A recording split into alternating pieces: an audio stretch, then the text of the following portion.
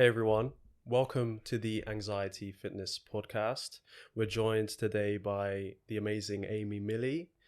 She's a CBT practitioner based in London, and she also shares some very inspirational and motivational content on her TikTok and Instagram for people who are kind of going through, challenging times. So, Amy, thank you so much for being here. So happy to be here. It's good to chat in person finally. Yeah, I'm really excited to, just kind of have this talk because we actually met, it's interesting how we met a few months ago. Yeah. And we actually met because we got called to do a talk for TikTok. And it was kind of a panel where we were talking about mental health and well-being in the context of like being a creator. And it was really kind of insightful. But the interesting part is, for me, that is something that I really would never have done before. So I don't know about you, like... Yeah, I think as well, what was, like, thinking about it now, what I was scared to do on that was talking about myself. Like, how do you keep on top of your mental well-being? Which is what we were kind of asked to speak about. Like, as a creator, how do you take care of your mental health? And it's very easy to sort of give guidance to other people, but when it comes to putting the focus back on yourself, it can be a bit more challenging, can't it? I know exactly what you mean, because I feel like it's easier for me to give kind of advice, especially around like anxiety and things like that. It's almost as if when you're looking at like someone else, you're removed from the context of all the feelings and emotions that are like clouding your judgment. And so doing that talk was kind of, I had to talk about what do I do. And sometimes I don't actually do everything perfectly. So exactly. And that's one thing I wanted to be honest about as well. Yeah, I think it's important to be honest and to show everyone and yourself to honor how you feel and to recognize that you are just a human like everyone else, and everyone goes through their own struggles. I think especially on social media, people will assume that your life is perfect and you don't have struggles, but at the end of the day, every single person is going through something. Even if you think they are perfectly composed and they have their life together, no one really knows what they're doing. No one really fully knows what they're doing. And it's interesting because the videos like that you and I make are kind of going against what we usually see. But even so, it's still kind of, we're not showing everything, I think. Do you know what I mean? What do you mean though? We're like, I'm talking about, I'm being kind of open with, I'm anxious, I have panic attacks, I do this kind of stuff, but we still, there's still more. I think that it's just, it would be impossible to show. Yeah. And how do we kind of, how do we embrace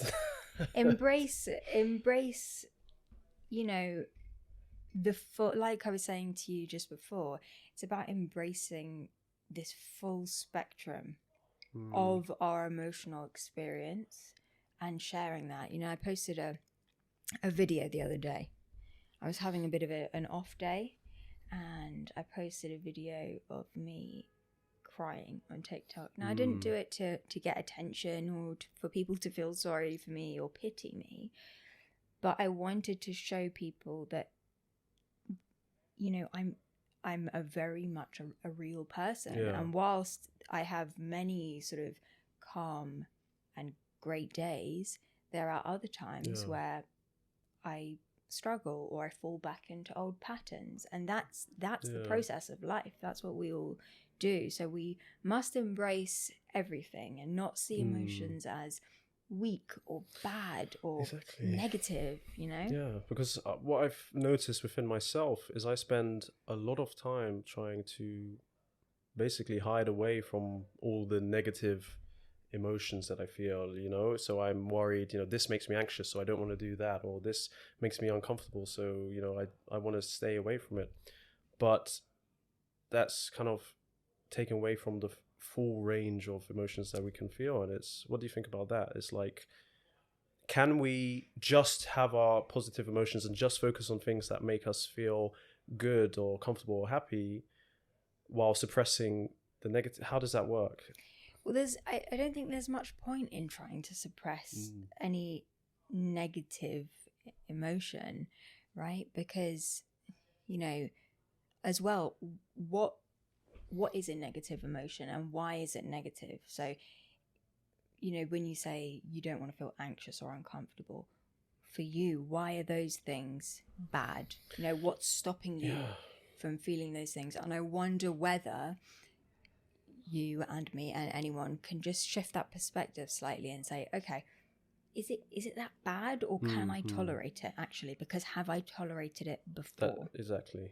You're going into something that I've been realizing is that it's not the feelings themselves or the emotions themselves or even the symptoms themselves. So like with anxiety or the the horrible symptoms, and it really is physically terrifying, but the truth is that it's our interpretation of the thoughts that we're having around it that is really kind of, I guess, like manipulating us to avoid or to do this and to think that, hey, this is really, really terrible. Exactly. And so I think that's really something that is easy to overlook, because we notice the emotion and we say, I don't want to feel like that, or we have like a panic attack, I don't want to feel like that ever again, but we actually survived and we had the emotion and we went through and we're still here. We don't like it, but maybe there's something about the way we're looking at that is actually keeping us kind of afraid to something that we don't need to be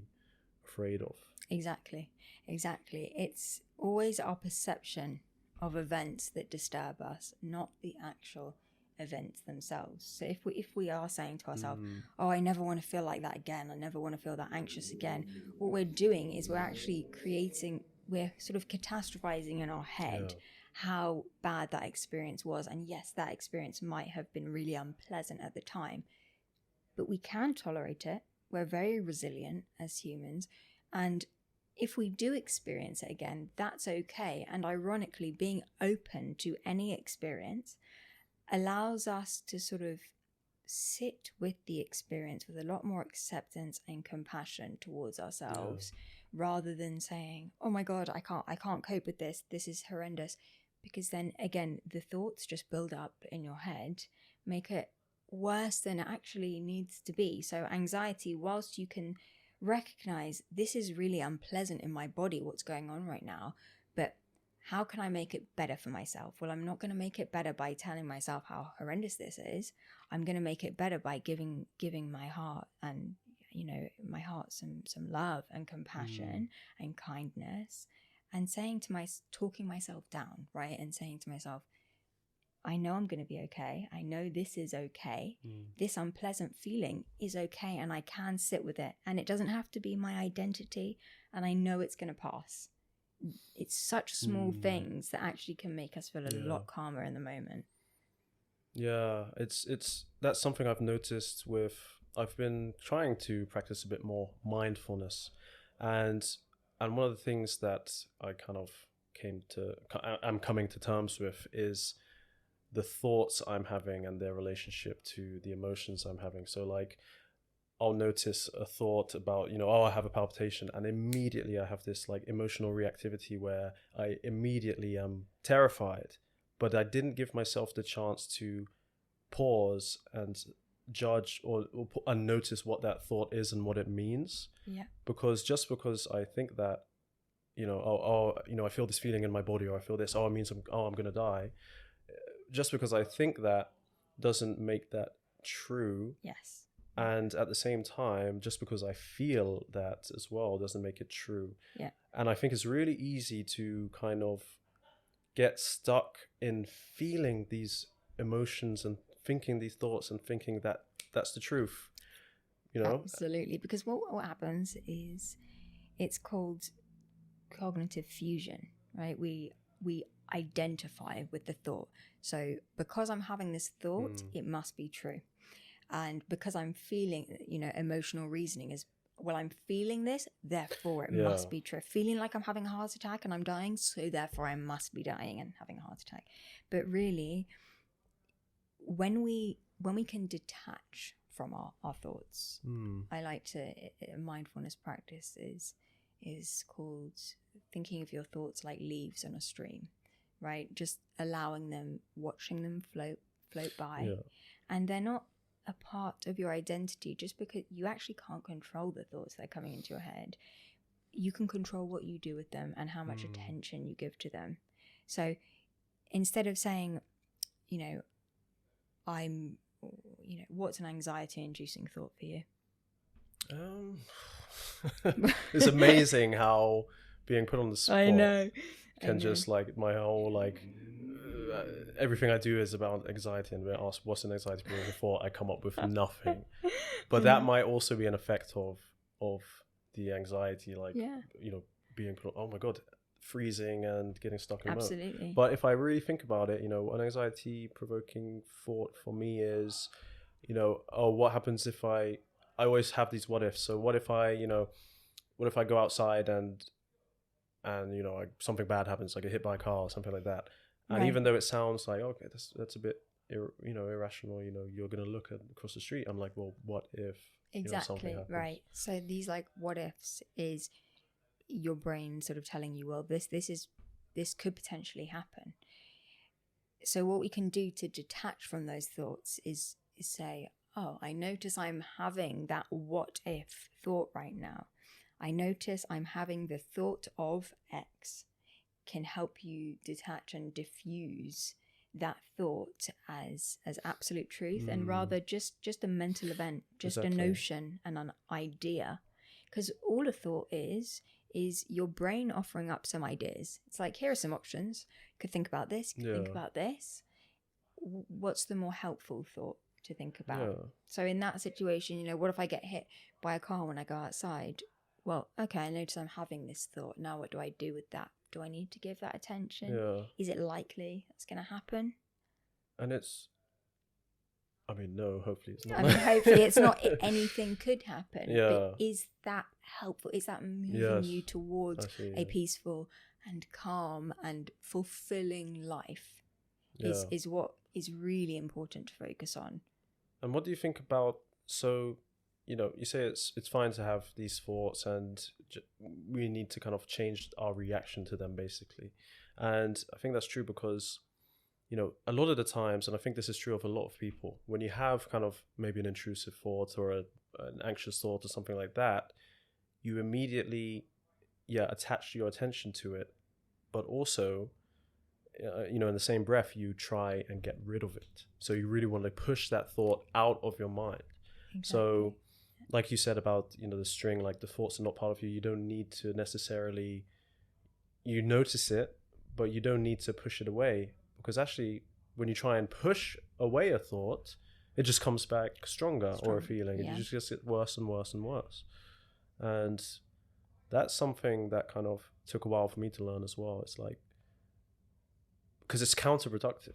It's counterproductive. Like, well, what did you learn about those thoughts? Like, what do you think made you change that perspective and thought, actually, I'm not enjoying this. This isn't productive for me.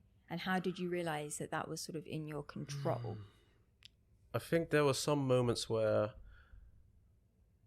I was feeling like really severe, anxiety, and maybe I had some thoughts that were really bothering me or feeling a lot of panic, and I was like, how do I get rid of this? I don't want to feel like this anymore. I need to stop. And just more and more, it's like, what if I get stuck like this? And then the more anxious I get, the more I think, oh my God, I'm going crazy. What if I'm losing my mind? And then one day I just noticed, I just kind of was like, just what if I do? Or like, okay. Exactly. And what if it's none of these things? And what if the opposite is true? Yeah. What if instead of everything going wrong, what if everything goes right? And just like, instead of like just trying to fight these things, I was just like, okay, I feel like that. That's it. And I was like, I feel like that. Yeah. And then I was like, I didn't try and go, hey, how do I not feel like this? I was like, I feel like that. and then my body, and it like, it's the only way I can describe it, is like this leveling out and be like, I feel like that. Yep. And Because then if it you went think down. about it, like if you say to a friend, you know, if you're crying or you're upset and you're with a friend and they're like, oh, don't cry or don't be sad, it doesn't take away the feeling that is going on. It just actually makes you feel ashamed, or this feeling of shame or guilt, or just like, oh, I shouldn't be feeling this. But it doesn't take, so you might stop crying, but you're still going to feel that sense of sadness. So you might as well, you know, acknowledge, I like to use the 3 A's: acknowledge, accept, and accommodate whatever feeling is going on. You don't need, you know, when you're feeling sad or anxious, you don't need to buy into it and identify with it so much, but you can say, okay, I'm noticing a bit of anxieties with me right now. How can I accommodate that experience to fit whatever is going on right now? So I'm not going to sort of wallow in this sadness or wallow in this anxiety or wallow in the anger or whatever overwhelming emotion it might be, but how can I accommodate it like I would treat someone I love and care about, rather than making it your sort of enemy? That's a really good point. Like, I think it's pushed this idea of anxiety as the enemy, and I see a lot, especially on social media, of fight back against your anxiety. You know, your anxiety's out to trick you. This kind of stuff, like, you know, oh, you know, don't listen to it. And I'm like, well, anxiety, I think, you know, if we go back to the basics, it's literally your body's like your body's survival responses, and it's designed to keep you safe, to protect you. And all these, you know, these negative thoughts and stuff. I guess if you're going, you know, to cross the street and you think, oh, what if I get hit by a car? That's because it's warning you about getting to be safe. Yes. And a normal level of that, you know, a healthy level, let's say, like, how do you measure a healthy level? I don't know. Well, I mean, you know, when you're crossing the road and think, oh, I could get hit by a car, so let me check. Like, let me check both ways, right? That's healthy. Exactly. That's not out of control anxiety, but it's when that thought starts taking over, you start getting heart palpitations, you know, then it's gone too far. Yeah. But yes, your brain's job is to keep you safe. Yeah. So it's not like, don't listen to it, fight back, ignore it. There doesn't need to be a war with yourself. Exactly, like, you don't need to be constantly battling with yourself. But that's exactly what I'm it freed me so much when I finally was like, what's wrong with me? Why do I have this anxiety? How do I get rid of it? I've got to fight it, get rid of it. And then suddenly I was like, hang on, this thing is just something that wants to protect me. And actually, I'm kind of grateful for that. Like, thank you for trying to do that. But I kind of don't need this right now. Yes, you see what I mean? That's it. Like, so treating it like a friend. And that immediately kind of takes away this battle of like, what, good and evil or something, like, because it's not. And we're doing this thing where we say, like, just because this makes me feel bad is something terrible, when the anxiety itself is neither good nor bad. It's just something that your body does to keep you alert so that you can survive longer. And those uncomfortable feelings are designed to motivate you to do something to make sure you survive. But when it's overwhelming for us, and I think especially with these kind of lifestyles which we didn't really, like, I guess, evolve to live. Like, if you think back to when we were like cave people or something, we would have been fighting for our lives and hunting, and a lion would have been there, and that anxiety would spur you to do something, and you would, you know, either run away, you know, the fight or flight response. But now we have the same kind of response even to issues that we don't need it, because that part of our brain just... And a lot of the time as well, that fight or flight response is in response to our own thoughts, and it's not. It's generally not in response to any situation at hand. No situation in and of itself is anxiety inducing. It's just a situation. It really is just a situation. Yeah. You know, and you'll see, if you look on panels, if you look at sort of talk shows, you'll see some people are so sort of rigid like this and other people are like this. It's got nothing to do with the situation, but more someone's perception. What are the thoughts? Am I do I really want people to like me, or I want to come across as well? I want to come across as this. I want to do this. I want to try and be myself. All of these thoughts are limiting and keep us sort of imprisoned in our own minds. When really, when we allow ourselves to experience whatever is going on, this is just a situation. We don't need to catastrophize. We don't need to think about the worst case scenario. What if we just accept our experience for what it is now, this moment here, right? And it's very hard to do. It's a lot easier said than done for me to just be like, let's all sit here and just accept whatever is going on. Yeah. But really, learning to be your own best friend as opposed to your own worst enemy is the most profound thing that you can do for yourself, and is the greatest gift you can give to yourself. And being your own best friend as well, that you can take that like literally as well. So when when you're feeling anxious and you have this anxious thought, I was talking earlier about how it's kind of easier to give advice than it is to take your own advice. But one thing I started doing as well was, when I worry about something, I just kind of visually place that worry coming from someone else, and what would I say to them about it, like disconnect myself from whatever I'm scared of. And it kind of helps me to think a lot more kind of clear, and things like that. And I don't know, it's just interesting. And I love the example you did about the two different people in the same room, like sitting, and one's sitting slouched back and one's like this, because it just shows how, like, think about it. Someone has an anxiety disorder, and then someone is chasing anxiety by bungee jumping and stuff like that. It is our interpretation and perceptions of our world and how we are like translating that. And I think a lot of people feel like that can't change, but I believe that that is something that you really can change, and it might take some work, but it's something that is really important to do. And I'll give you an example of, for me, I still deal a bit with agoraphobia, and being unable to go to certain places or do certain things because of panic attacks and things like that. And one of the things that changed and made me get better with that was changing my mindset to, I guess, chase anxiety rather than to avoid it. Because yes, it's very terrifying and uncomfortable, especially dealing with panic attacks.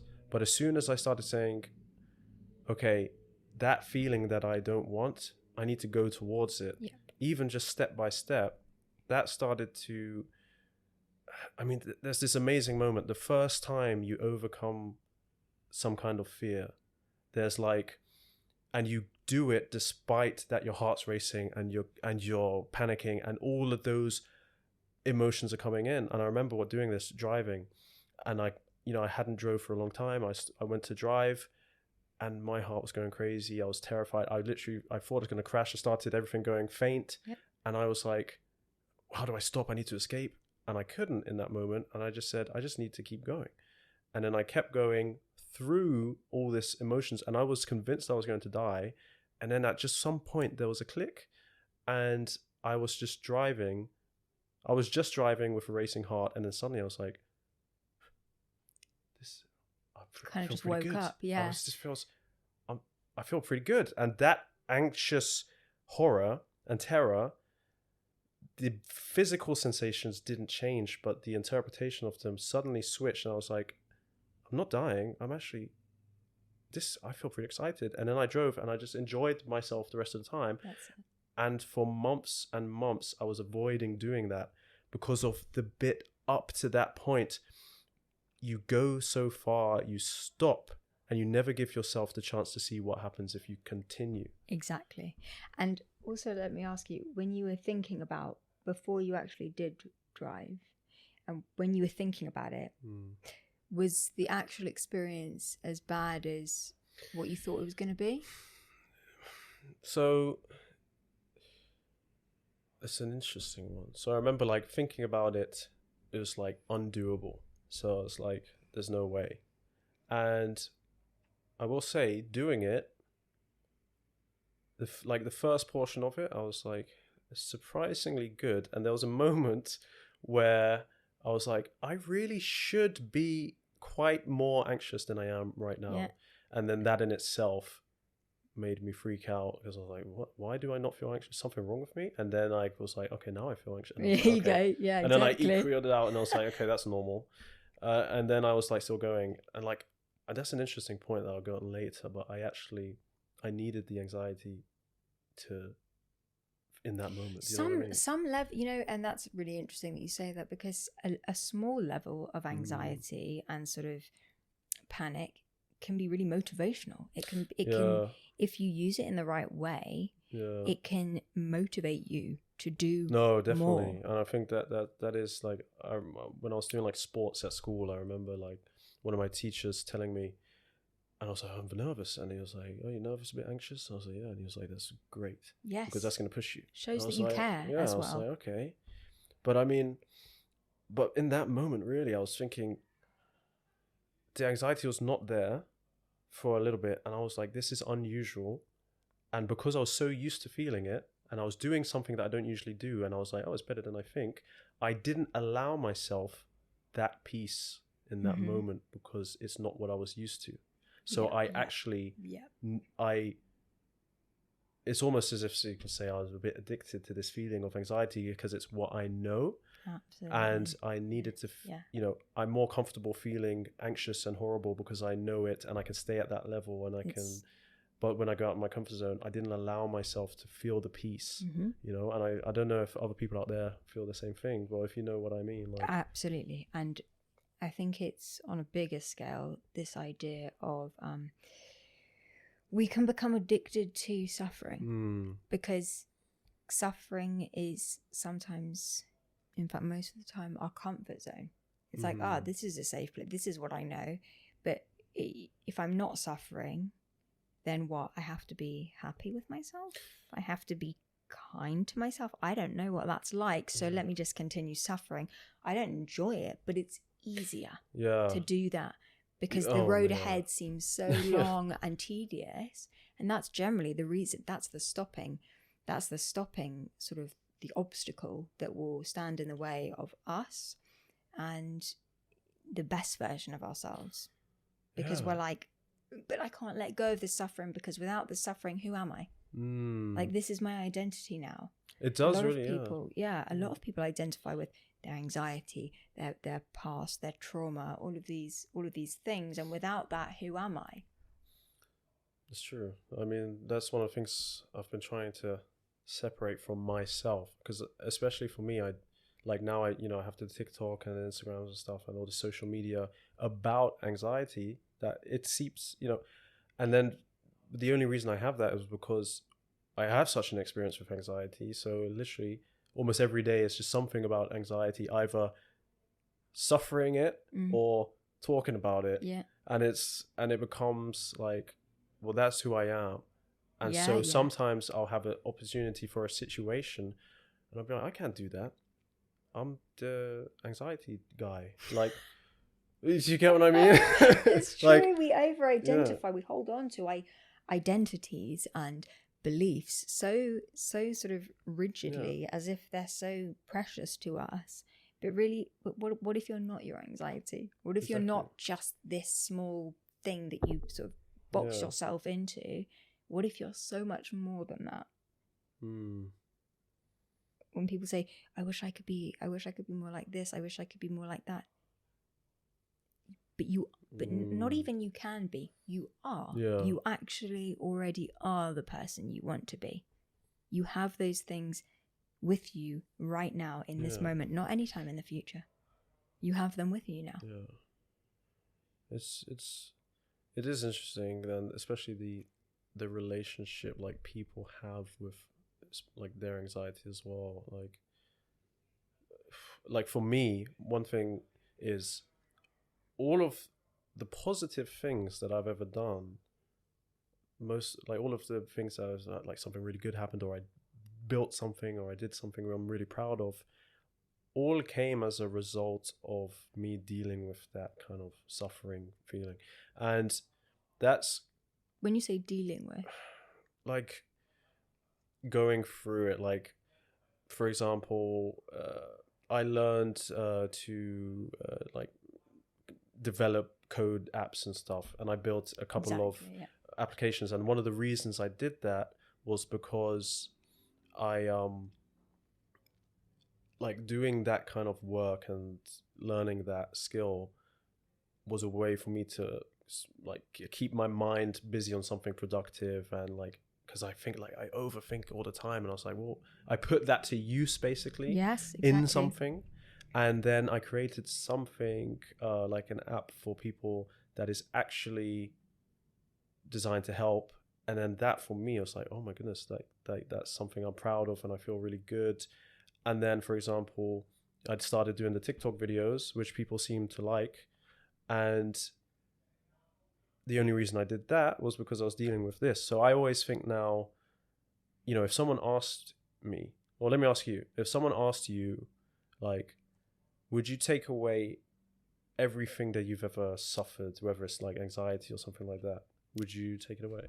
No. Like, if you could go back and change it? No, absolutely not. And I was actually thinking about this the other day. You know, when I lived in New York, I had a psychotic episode, and I had to come back to London because of that.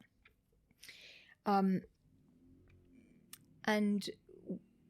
would I change that? At the time, I really wanted to stay in New York, but would I change that? Absolutely not, really, because I wouldn't have learned so much about myself. Yeah. I actually would never have learned about myself. I needed to be shaken up a little bit to sort of be like, hey, listen, you're not living in this fairy tale world. You need to ground yourself in reality a bit more. You need to learn about yourself. And I truly believe that, I don't believe that everything happens for a reason, you know, like really traumatic things. I don't think necessarily things happen for a reason, but there are some things I do think happen for a reason. And that was one of them. Like the universe or whatever you believe in will sometimes give you a lesson to be like, here's an opportunity to learn about yourself. Here's an opportunity to actually be at peace with the person you are, not the person you think you are. I mean, that makes me think of, for example, you know how easy it is to get, for people to get kind of engulfed in life. And I mean, not in a good way, like in everything that kind of comes along with it. And how do I describe this? Like, the best way I can describe it is, so for me, I dealt with, you know, going through anxiety, having a panic disorder, and becoming like housebound, and then also like just living in hospital, in like the A&E of a hospital for a while, going there every day, and my life became so restricted. And before that, I was worried about, like, you know, the job, getting this, doing that, being successful, things like that. And that experience that happened, you know, I even got to the point I spent a day in the psych ward and stuff like that, and I had a kind of traumatic time. And there was just a period of my life that was just so horrifying and terrifying. And I've really, you know, there's been lots of these just crises, right? Yeah. But for me, now I feel like everything that I appreciate and love and things like that, it's so much easier and simpler.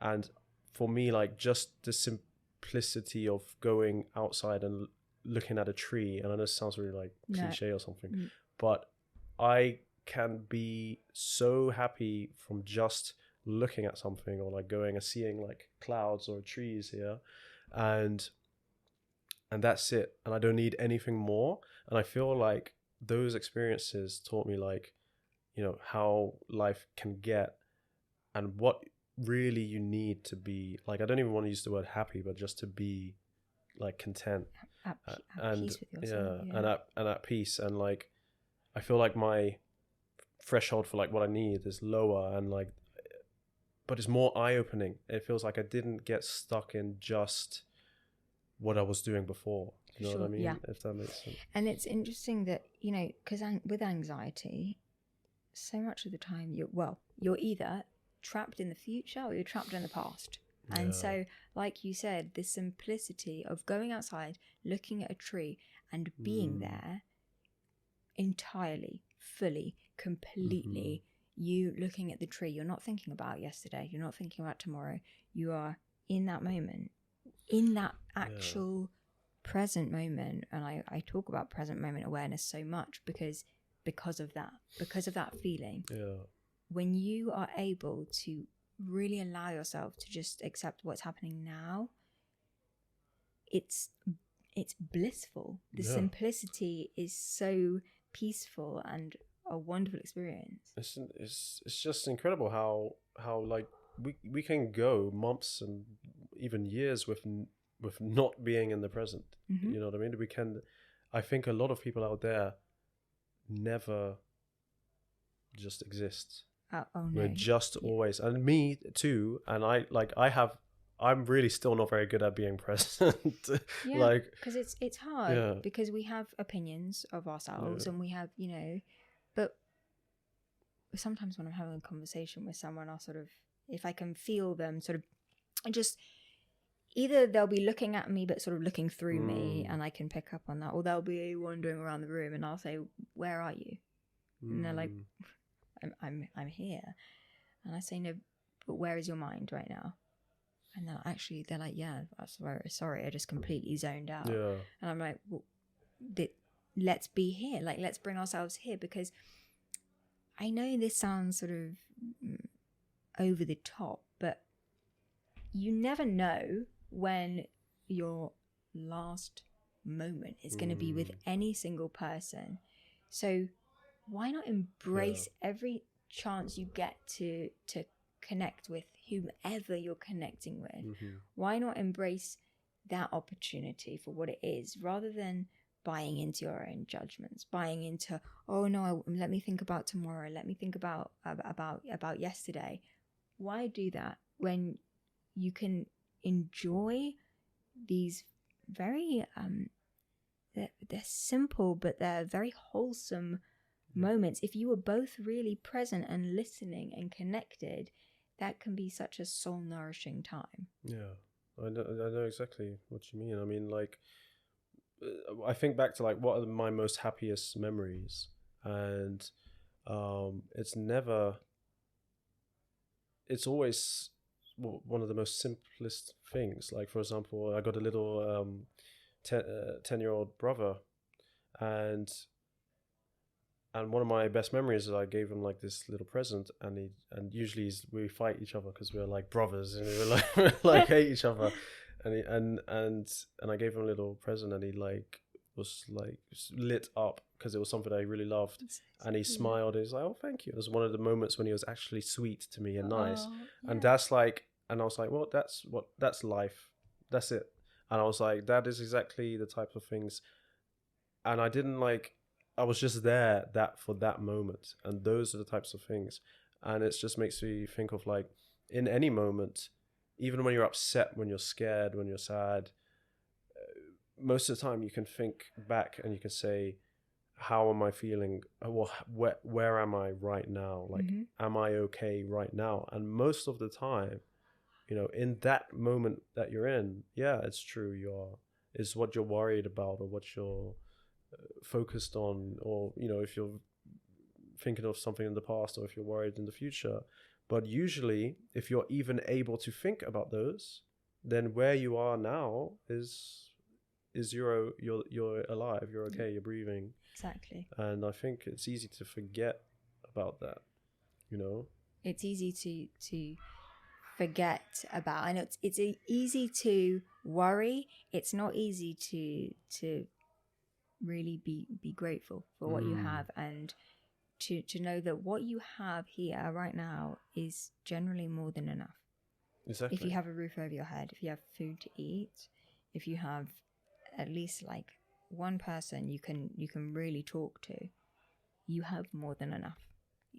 And that is when we're always chasing and attaching and running and searching and trying, and all of these sort of in the future type of things, or living entirely in the past, that we so rarely take the time to stop and say, okay, I'm really proud of myself for who I am right now. I'm really grateful for what I have right now here.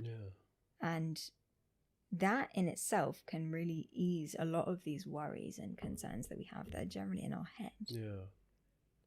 I mean, worries in our heads, right? And so I wanna use that to kind of talk about something else. Like, I've been thinking about, this feeling. I used to, and I think you told me, did you spend some time in the hospital, or as in like going to A&E and things like that? Yeah, I did, yeah. And this is something that I also wanted to ask you about, because me myself, I spent there was a period of few months where I went every single day into the emergency room, and I called like an ambulance, like sometimes twice a day. This is very, like, I don't want to, I feel awkward like talking about it, and maybe even like, but I basically became a regular. I was going there every single day. I'd walk in, do the walk of shame. Oh, what's it this time? It was always the same thing. I was always worried about my heart, right? And I think, was yours similar? Were you worried about? Because exactly the same. It was when I was living in New York, and I would go into the hospital like you every day, and I'd be like, I'm having a heart attack. And we can laugh about it now because, we can laugh at what it's like, but in the moment, it's not funny. We wouldn't take ourselves to the hospital if we didn't believe we weren't dying, and it's very easy when it's at that point. When you're in hospital, by the time you've taken yourself to hospital, you have really bought into all of the unhelpful thoughts and beliefs. So it's really hard to chill yourself out at that point. But how can we take care of ourselves before that so that it doesn't lead to that? If I look back now, the reason why those hospital visits were so frequent is because I was not taking care of myself when I was feeling okay. Or in the moments leading up to that hospital visit, I was not taking care of myself. I wasn't being kind to myself. I was being harsh on myself, critical of myself, pushing myself way beyond what I was capable of. So I was actually just making my entire life very torturous for myself, which would lead to these thoughts of panic, and then would then lead me to hospital. And because I wasn't changing anything about myself, right? It was all of these just worrisome thoughts that I would fully buy into and wallow in. And it's so easy to just become like habit, like, and then that's why to break out of it, you can't. Sorry for interrupting, but I think that's why when you say it's like the walk of shame when you go into hospital, it's the walk of shame because it's like, I've done this to myself. No one else is responsible for this except for me. And we don't need to beat ourselves up over it. It's not about beating yourself up over it, because it's not helpful. It's not going to help you get better. But asking yourself, all right, how can I make this situation easier for myself next time? Like next time, before this happens, how can I create a plan so that if I start feeling like, oh, I might be having a heart attack, what can I do? What can I do before that? Or what can I do in everyday life? Could I practice 5 minutes of mindfulness every day so that I can build myself up, so that if I do start having those feelings of anxiety, I can bring myself back. But if I'm not changing my daily habits, the small habits, how can I expect to improve?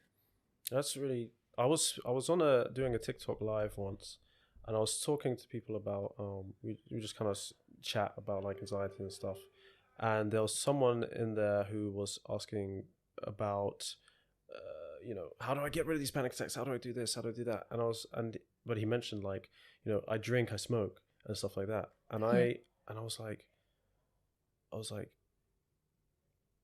those things might be contributing as well. And I said this because from my own place, I was like, I'm looking for answers for things when I still do behaviors that don't help. So it's like, and I remember you had really bad palpitations and stuff, and I would go to the doctor and to cardiologist, and I went to this specialist cardiologist, right?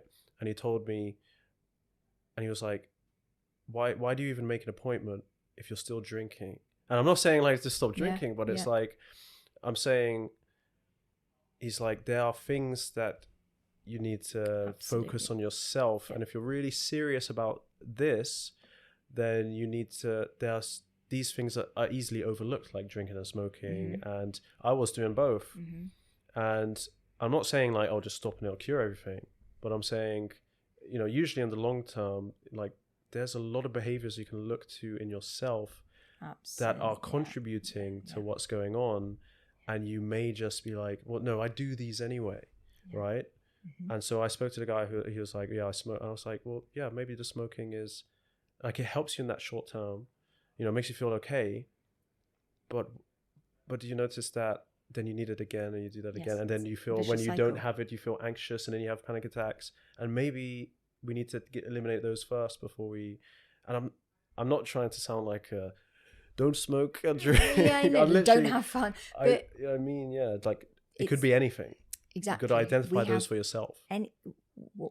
It's a coping mechanism. Yeah, exactly. And the reason why we stick to unhealthy and unhelpful coping mechanisms, even when we know they're unhelpful, is because so many reasons. But number one reason being that they do serve and they do meet some need that we have short term. Yeah, that's why we keep to, and they're very nice short term. Really, really great. Like we love it. Humans love a quick fix. Like any kind of quick remedy, we're there for it. But we don't consider the long term. Like, but this is making it worse for me in the long term. So it's about having that courage, and it is courage to take the first step and to ask yourself, is there a healthier coping mechanism I can turn to? I mean, that's in this moment. The quick fix thing. That's exactly like, that's one of the, I think is the main problems. Like we always want something immediate that will help now. And the immediate things that help now are usually things that make it worse in the long term. Even no matter if it's what, drinking, you know, self-medicating with drink or doing something like that. It's actually, you know, just thinking, popping up in my head when you said we want a quick fix, something that we can do now. I think this is why a lot of people ask you and me, like, how do I stop feeling this? How do I not feel this way? And it's like a negatively framed goal, right? It's like, how do I not do this? But okay, what do you actually want? What's important for you? Not just now, right, immediately, but like in the future. What do you value? What's fulfilling for you? What's the kind of life you want to lead? And how are you going to behave in a way that meets and aligns with those values and things that are important to you, rather than this quick fix? Quick fixes are, because they're so convenient, we turn to them all the time, but it's like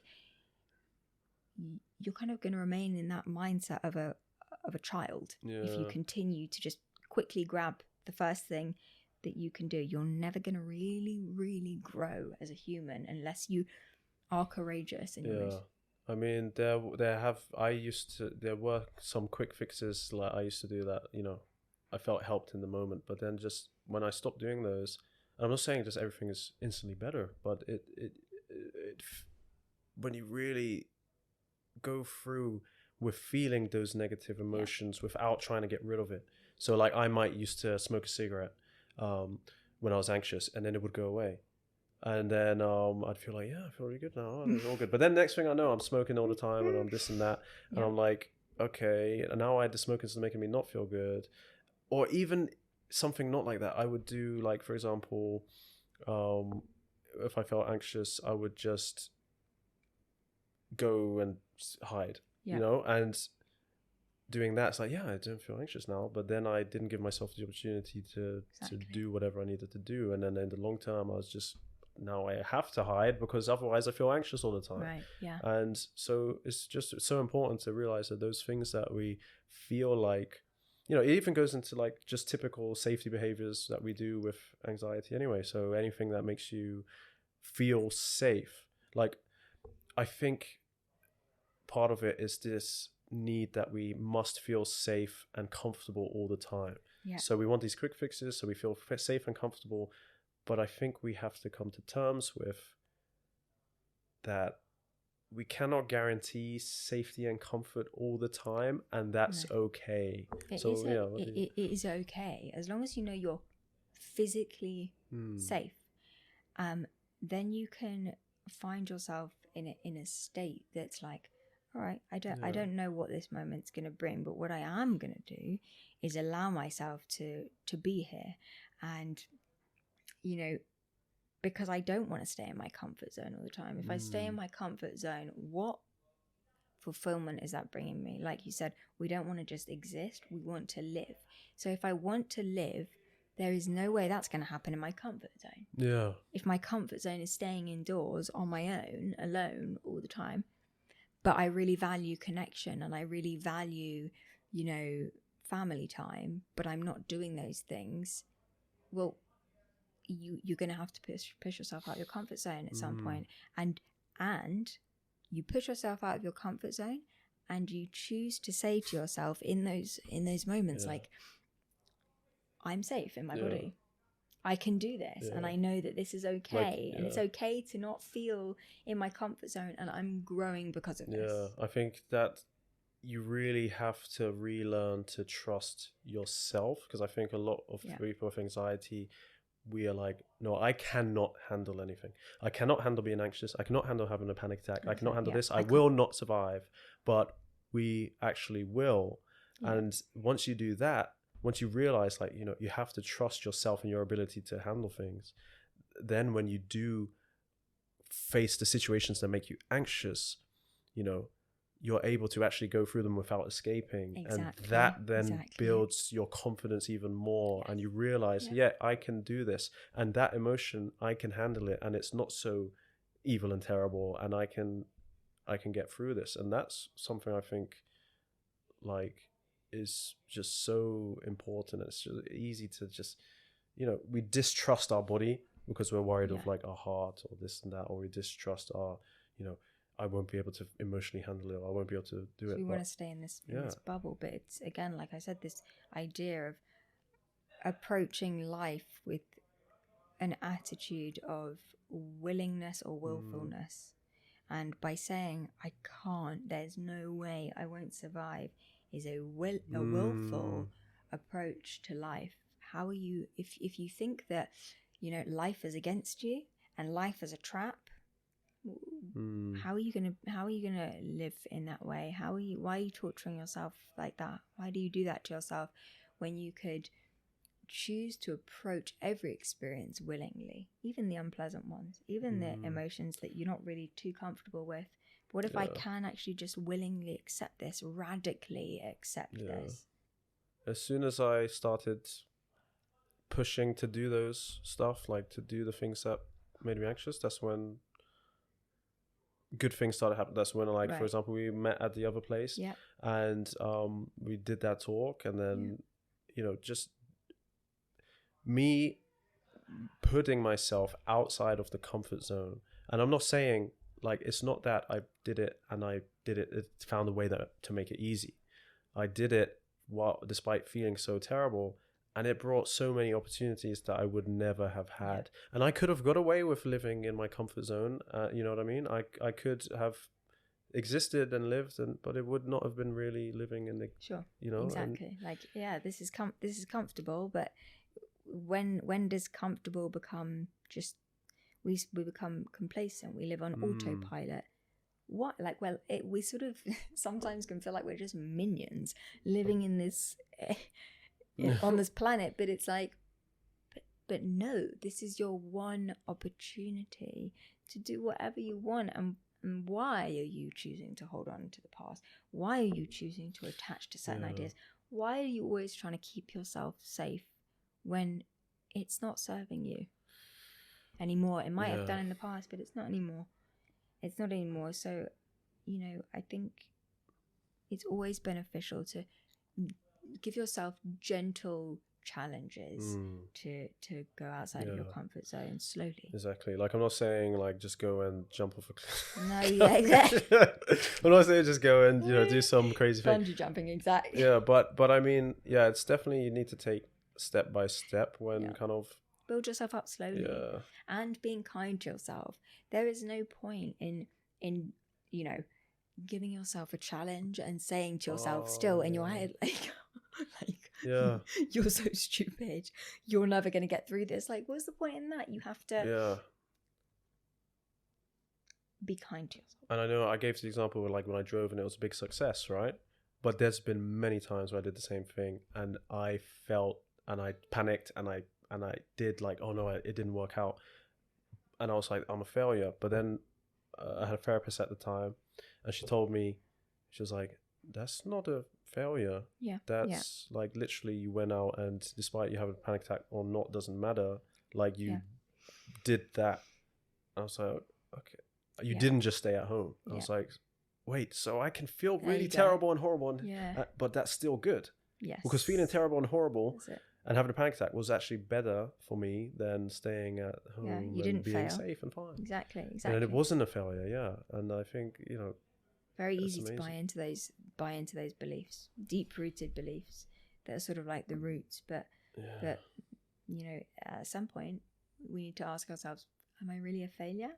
Because I've just done something that's challenged me, so I'm not a failure. It doesn't mean that I'm a failure. Yeah. I was thinking about the hospital, right? And I used to go always because I was worried about my heart. And one of the things, I think my dad said this. He was like, I would always go to the hospital worried about my heart and something's wrong with it, right? And I was terrified. I was like, my heart raced, I have a panic attack. Yeah. Oh my God, I'm going to die, ambulance. And my dad said, oh, my friend has a really dangerous heart condition. I was like, okay. And then he was like, he can like just die any minute. But he goes for runs and he does this and that. And I was like, okay. So some people, and I was like, you're right. People with like heart conditions or stuff like that, a lot of the time are not just sitting in fear. Like, what if I'm going to die? They're like, okay, so I acknowledge that this might happen, but I need to live my life. And if whatever comes, then I'll deal with it. Then we'll have the hospital. Absolutely. And I was like, so why can I not do the same thing? It must be me that's that's thinking wrong. And I started to kind of think like, when I feel these things, I was like,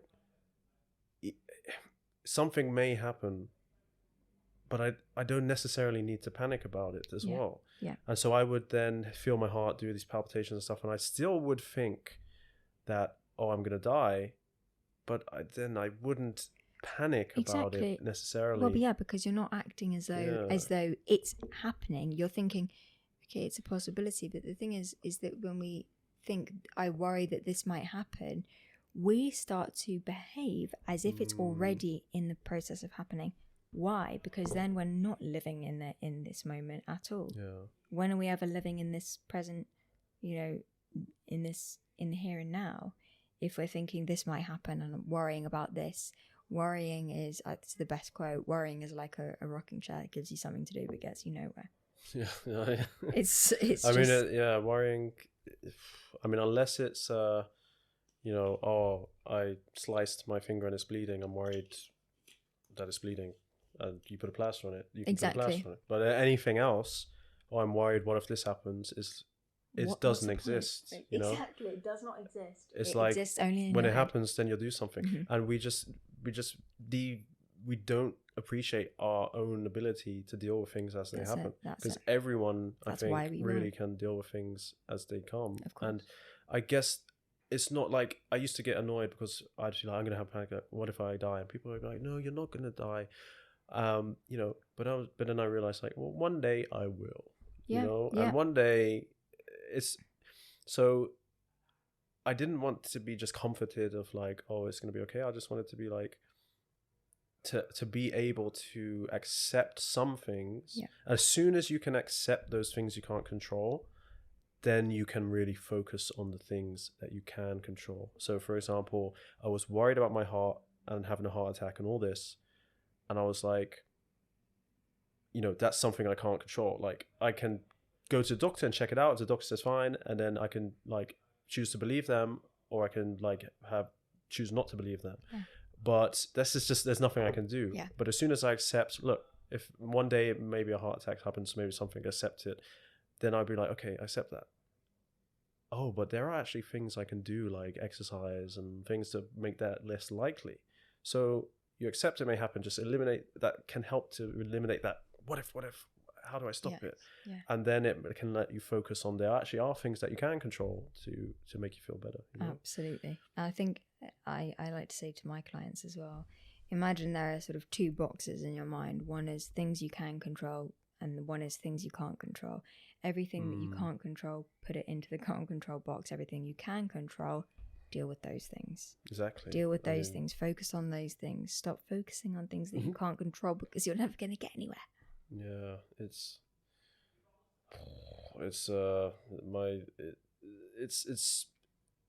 that addiction to the certainty, right? Yeah, exactly. We have to know exactly.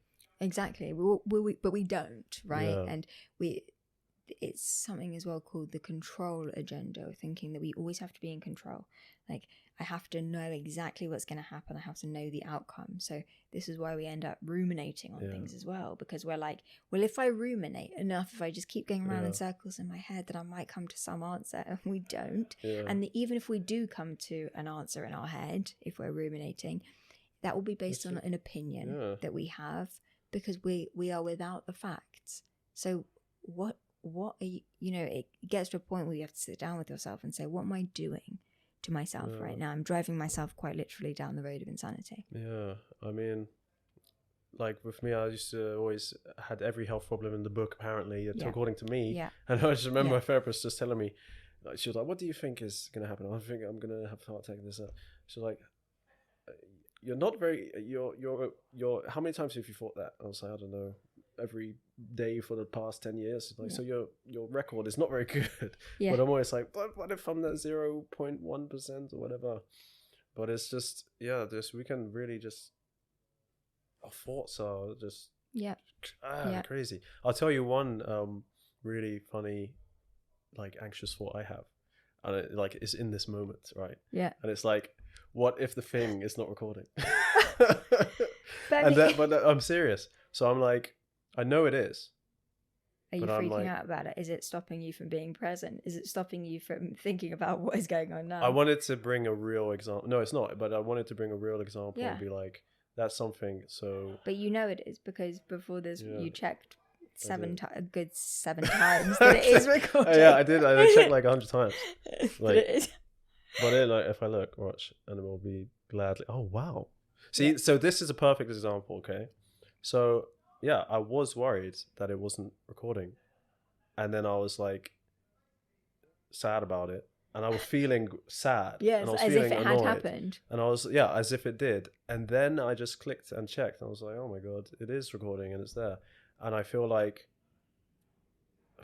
relieved a little bit. Yeah. And then I feel embarrassed. Right, exactly. And it's like this whole like random range of emotions that doesn't need to happen. Yeah, and I feel all of that was just wasted time.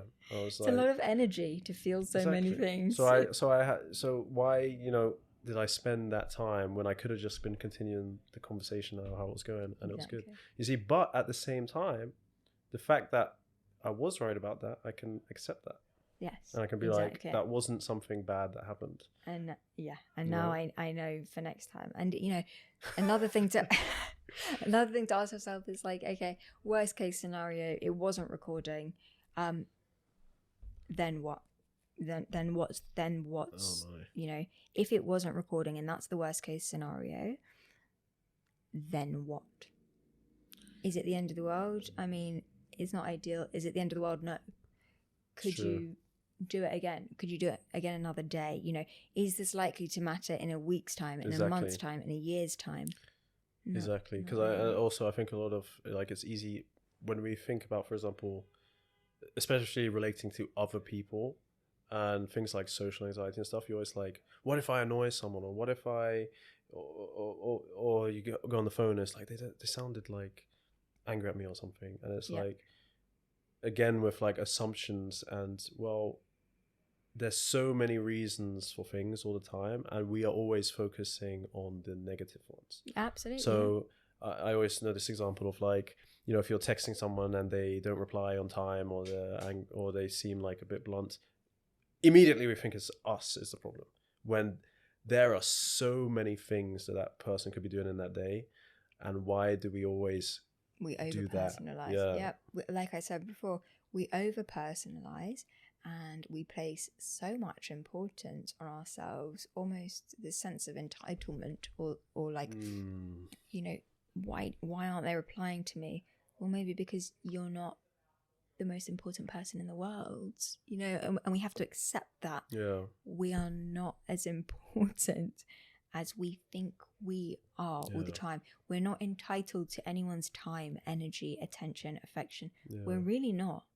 And a lot of the time we expect so much from other people. Well, I texted them and, you know, I texted them back in 5 minutes. Why didn't they text me back in 5 minutes? They don't have to. Yeah. No one has to do anything. And just accepting people for who they are can bring a lot of peace. Really, it can. It can. And not trying to change people, not trying to control other people, because it's impossible. But really just accepting other people, honouring yourself, taking care of yourself in that moment. So again, going back to what you can control and can't control. This person didn't text me back. That's really upsetting me. Okay, what can I do? Why is it upsetting me? How can I take care of myself right now? Well, let me look at other perspectives. Rather than just catastrophizing, spiraling out of control, why not really take control of ourselves and being kind to ourselves in those moments, in any moment and every moment? Yeah, it's a very I don't know why it's so hard to do that for a lot of people as well. Like, it's so easy to beat yourself up. Like, you know, even just looking in the mirror, you always notice like the flaws or this and that. What can I improve? And sometimes, you know, there's nothing to improve. There's nothing to improve because we compare ourselves to other people. We actually do that, but really, and I've spoken about this in one of my TikToks, like, your authenticity is the purest thing you can give to the world.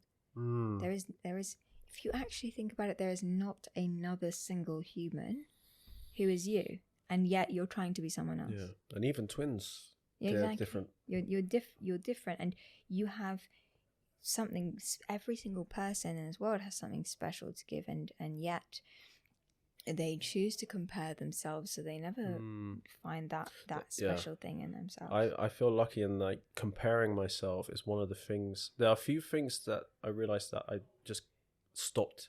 Like, comparing was one, and that's the best thing I ever could have done. Like, one of them, because everything I do now, and I try and do lots of stuff, and I want to do things. I want to like make this TikTok thing like something I can really do to grow something that can help people and do other things. And if I was comparing to other people, I would never have got where it is now, and I would never have felt confident, and I would never have. I remember the first videos I put was like, it's so embarrassing for me. I don't know why I did it. I was just in my room, like just full of anxious all the time. I was just like, maybe one person out there will see this little silly tip and feel better. And then I remember on my first videos, one guy, this kid was just like, this comment's still there, and he was like, hey, like, don't stop making these. I really, you know, value it. I really like it. No, he was like, don't stop making these. This really helped. Yeah. I was like, what? I was like, and it was like, I got like 10 views on the video, and I was like, whoa. And then I did more, and then people like just these little comments. And look, if I compared it to someone else, I'd be like, well, what's the point? But just being myself, and like hoping that, oh, maybe one person might enjoy it or benefit, is what like keeps me being able to do that. Yes. I don't know, like what made you to get into like doing TikToks and things like that? Well, originally, you know, I struggled with my identity and who I was for a very long time, and funnily enough, I always like wanted to be this really So good, so embarrassing. I always wanted to be like this really funny person, and I'm not that. Like one thing I can say is like I'm a calm person. And I'm great at being peaceful and calm. I'm not I'm not a comedian, so I would try and be funny, and it would just come across as like you wanted to be funny. Like it's just so bad. Like why am I trying to do that? Because like you just like, did you see like compared to like other people who are like really I'm like, funny? oh, and look at like these people on TikTok, you know, maybe I could do that. So it would just come across as entirely wrong. On one of my videos, the first video, it's now taken down. No. It got so much hate, obviously, because it came across as like verging on rude, and I was like, oh my god, like this is not how I want to come across. That's not even me. I don't know why I'm doing that. Can you explain the video or what it was? If you don't want to. Well, I was talking about, and I wasn't in a good headspace at the time anyway, and I was. It's okay. You don't have to. But it's like, it's funny. I was talking about all the reasons why I hated being British at the time. And it's just like it makes me cringe inside, because I was like, why am I doing that? Like I was doing it entirely for attention, and for the wrong reasons. The motivating thing was, I want to get attention, and whether that's good attention or bad attention, I don't care. And obviously I received a lot of criticism from that video, which I'm thankful for, because it really made me look at myself and think, is that number one who you are, and why are you doing this? So I took myself away, took the video down eventually, and obviously it was that one video that went viral, and it was like my first video that went viral. And so I thought that this is no good. I'm pretending to be this character to the world. So I came back on TikTok and started just giving myself like advice when I had calmed down a bit. It was really just giving myself advice. And I thought maybe it will help someone, instead of trying to be this strong character who doesn't care about anyone and doesn't have any feelings. And I'm a really strong person, because that's how I was sort of raised to be. Like, we don't show our emotions, crying is weak, and all of these things. So I would pretend, and you know what I'm like. I'm very very sensitive and like very highly emotional and compassionate and kind and gentle. But I, for so long, had created this character of being like this strong person who didn't care about anyone, didn't care about feelings, I could handle anything, and it wasn't who I was. And so I started just being a bit more open, and I found that TikTok was the platform that I could be my real self. Like, it was the only place I eventually felt like I could be my real self, my true self. And when you are like going back to this idea of authenticity, when you are your true self, that shines. Like, people can see that. That's why I like TikTok as well. Like, it does seem like a place where you can literally just be yourself. Put, like, even for like, if you're like, you see like the singers or artists or stuff, you've got Instagram's all pretty and nice, and then TikTok is just all the stuff you wouldn't put there. Absolutely, yeah. But I think that's good. That's what I like about it. And like, just even like when you see someone that maybe you only see all the perfect stuff, like even with some celebrities, and then you see like them put in some really silly like TikTok in like the bed, like not. We'll cut that out. But like, you know what I mean? Like when you're laying in bed, like, and you haven't got up yet. Okay, we'll keep that in. Please, or we take it out. No, keep it in or take it out. Keep it in. It was so funny. Oh my god. Anyway, but yeah, but you know what I mean? Like, just wake up and like just some funny thing, and it's like, and it's like, just doesn't matter. It doesn't like nothing matter. matters. Exactly. And that's what's really nice, is that you do have that freedom to be yourself and share. Yeah, but I mean, I don't know, but it's interesting. Like, I feel like happy that this kind of stuff exists. Yeah. But it's, I don't know. The world's just, I don't know. It's crazy. Sorry, everyone. Oh, yeah, we can cut this. We can cut that bit out because I can't stop laughing. No, it's okay. But that's the thing. Laughing is authentic and natural, and I think, Gosh, yeah. um, I get into one of those moods where I'm like, well, I'll start laughing about something, yeah. and then I just like can't stop myself. It's like uncontrollable laughter. I used to have a problem of laughing in really inappropriate things, like as Joker. in. Like, have you seen the film Joker? I haven't seen it. With Joaquin Phoenix, and he's got like and he's like, it's actually a disorder where he laughs at, like, it's a disorder where he laughs at inappropriately at like the wrong times. Yeah, like a proper like hysterical. That's a disorder. What? I never heard of it. I'm not trying to diagnose you. But I just remember that it was bad at school. Like we had to do I mean, I don't know how safe it is for me to say this, but I mean, I'm going to say this because I'm sure there's other people who have the same thing. We'd have to do anything like, you know, when you do the silences, minutes of silence and stuff. Oh yeah. And I'd laugh. I would just be like, and I just couldn't. I just felt bad, and I'd laugh. And then there was one time I think someone actually said bad news about someone, and then I remember that everyone had to be silent as they were just listening to this tragic news, and then I felt that coming, but it was not like I found it funny. It was like no. It's like a nervous. It's like, oh my god. It's like what? It's like some.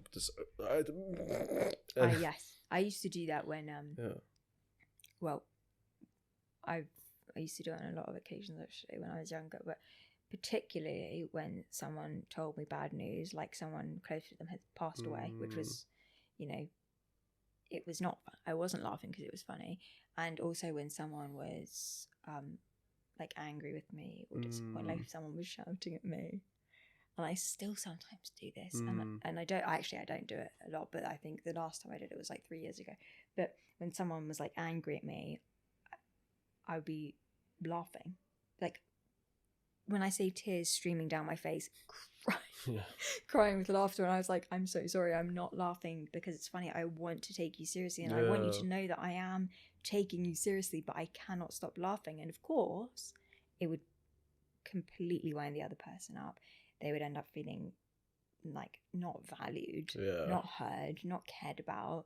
And so it's really important in those moments, like really think about how you are coming across to other people. Yeah. Completely gone off on a tangent.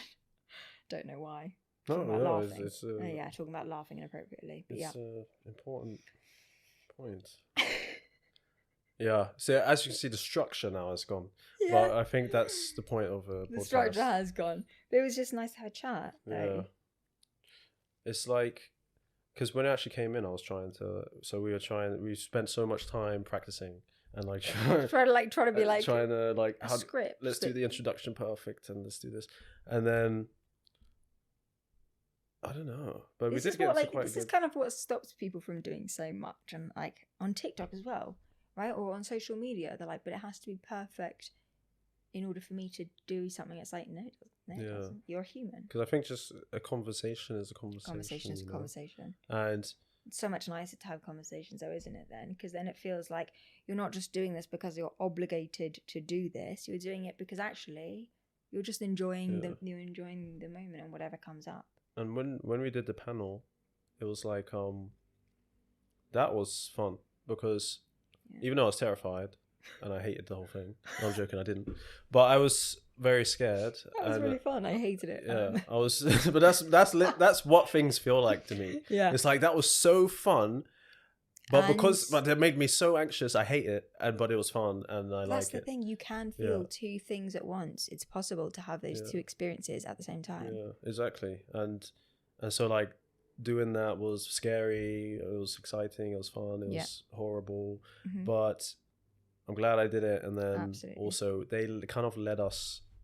I thought we were going to have some script and it's going to have to be very like say this, but it was very we could say whatever we want and it was just natural and it was fine. So I had a great time. I met like really nice people like you and Dr. Emeka, I remember his school, and Julius, who I still see all their videos and shout outs. Yeah, big shout outs. Both, I mean, his Baking Herman, his what was I looking at the other day? I was like kombucha, and I was like, Oh no, he was making something with chickpeas. He was like, you can make anything with chickpeas. I was like, you can make anything with chickpeas. I can't. Yeah. It's insane. I And think yeah, Dr. Emeka as well. And he's got a book coming out. Yeah, shout out to Dr. Emeka. He's got a book called Your Health in Your Hands, and it's coming out soon. So I think you can pre-order it already. So go ahead, get that. Go ahead and do that. Yeah, I mean, I think we've covered lots of topics. Covered a lot. So now we're just chilling. Sure. And yeah, but it's been good to chat. It's been really nice Yeah. to chat and just sort of have a very casual discussion. I mean, about very human things and life Yeah. experiences, and you know, rather than having these definitely- regimented scripts and things to go along with, just having a human talk, you know. it's definitely like, so for me, this is like, I feel light now a Yeah. little bit. Like it's Yeah. just like, Like at the beginning, right? You were like, Yeah. oh, I'm a bit nervous and all of these things, but you just get into the flow of it, and it Exactly. really does depend on who you're with as well. Mm. Like someone else's energy can have a massive impact on you, Yeah. but you know, when you just get into the flow and doing things that scare you, now you'll be well equipped to Exactly. do this again with more people and Exactly. feel more confident And now yeah. doing it. The more you do it, the more comfortable you feel. and we set up all the equipment, Exactly. and that was very confusing. This first time, you know, new equipment. It's the first Yeah. time, guys. Be proud of me. Yeah. But yeah, so I think that's a good place to call it. So Amy, thank you so much for My pleasure. coming. Now I'm doing a very official outro. So if you would like to follow her on TikTok, it's at It's Amy Millie, and I believe it's the same for Instagram. Yep. You don't have a YouTube channel, or do you? No YouTube channel. No just YouTube yet. channel? No. Not yet. Watch the space, maybe. That's YouTube's long. yeah. I think not for now. We'll hold off on the YouTube, but Yeah. TikTok and Instagram, it's Amy Millie. And me, I'm at Anxiety Fitness. You're listening to the Anxiety Fitness podcast. And thank you everyone for joining, and we'll see you next time.